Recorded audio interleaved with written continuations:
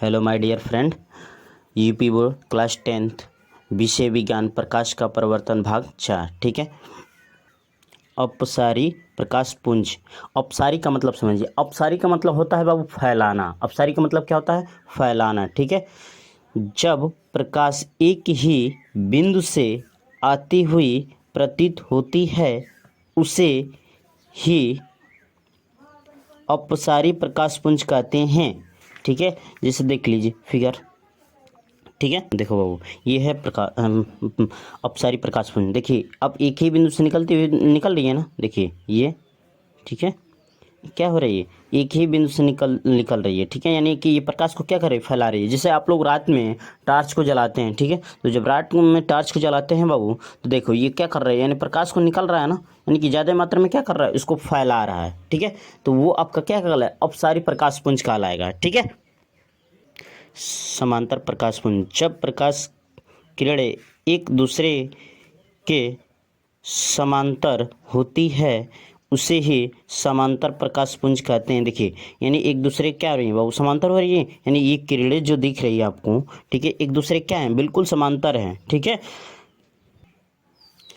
कह रहा है प्रकाश के गुण। प्रकाश के गुण निम्नलिखित होते हैं। पहला, प्रकाश चुंबकीय विद्युत चुंबकीय तरंगों के रूप में चलता है। ठीक है। प्रकाश जो है विद्युत चुंबकीय तरंगों के रूप में चलता है बाबू। ठीक है। आप लोग तालाब देखे हो ना बाबू, ऐसे तालाब।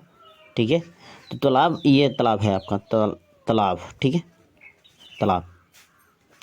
जब आप पत्थर फेंकते हो बाबू तो एक वेव उत्पन्न होता है, यानी कि आगे की तरफ, यानी तरंग के रूप में चलता है, यानी ऐसे ऐसे करके। ठीक है। गोल में। ठीक है। तो वही कह रहा है कि प्रकाश विद्युत चुंबकीय तरंगों के रूप में चलता है। ठीक है। दूसरा नंबर कह रहा है कि निर्वात। ठीक है। निर्वात का मतलब है बाबू कि कुछ नहीं होता है। निर्वात का मतलब क्या है? कुछ नहीं, जहाँ कुछ ना हो। तो निर्वात में प्रकाश की चाल कितना होता है? 3 × 10⁸ मीटर प्रति सेकेंड होता है। यानी कि 3 × 10⁸ मीटर प्रति सेकेंड होगा।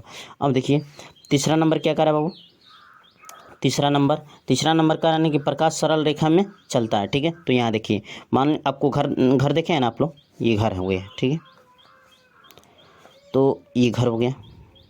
ठीक है। तो घर के दीवार में, ये यानी कि दीवार में एक रोशनदान बनाया जाता है। ठीक है। तो बाबू इससे प्रकाश आता है। तो इससे जब प्रकाश आता है बाबू, ठीक है, तो ये क्या होता है? यानी कि यहाँ से टकराएगा, पुनः इसके छत से टकरा कर, ठीक है, यानी कि छत से टकराएगा, पुनः टकरा कर दीवार से टकराएगा। यानी कि इससे क्या होगा कि हमारे घर में प्रकाश आ जाता है, यानी प्रकाश दिखाई देने लगता है। ठीक है बाबू। तो ये क्या कह रहा है कि प्रकाश सरल रेखा में चलता है। यानी आपको बोला है ना तीसरा नंबर, प्रकाश सरल रेखा में चलता है। ठीक है। यानी कि यहाँ टकराएगा, पुनः यहाँ टकराएगा, पुनः यहाँ टकराएगा। यानी कि इस तरह से हम कह सकते हैं कि क्या हो रहा है? प्रकाश का परिवर्तन हो रहा है। ठीक है।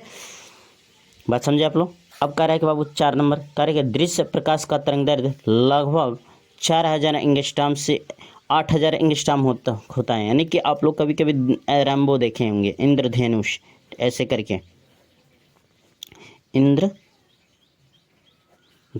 ठीक है, इंद्रधनुष। ठीक है। इंद्रधनुष यानी कि रैम्बो बना होता है। ठीक है। तो 3 ही 4 कलर आपको दिखाई देता है बाबू, वही आपको क्या होता है? तरंगदैर्घ्य उसमें दिखाई देता है। ठीक है। अब बात करते हैं बाबू 5 नंबर का। यानी कह रहा है बाबू कि ठोस तथा द्रव माध्यमों के तलों से प्रकाश का परिवर्तन होता है। यानी कि बाबू कहने का मतलब ये है कि देखिए, ये हम लोग कोई ठोस हो गया, ये ठोस हो गया, मतलब ये ठोस हो गया। ठीक है। ये ठोस है। तो ठोस से तब वो इस पर प्रकाश पड़ेगा। तो इस पर प्रकाश जब पड़ेगा तो वो इसके सरफेस से क्या होगा?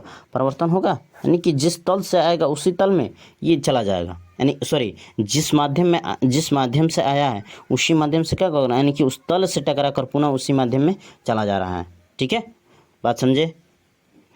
इस वीडियो को, चैनल को लाइक और सब्सक्राइब करो ताकि आने वाली हर वीडियो का नोटिफिकेशन आपको मिलता रहे।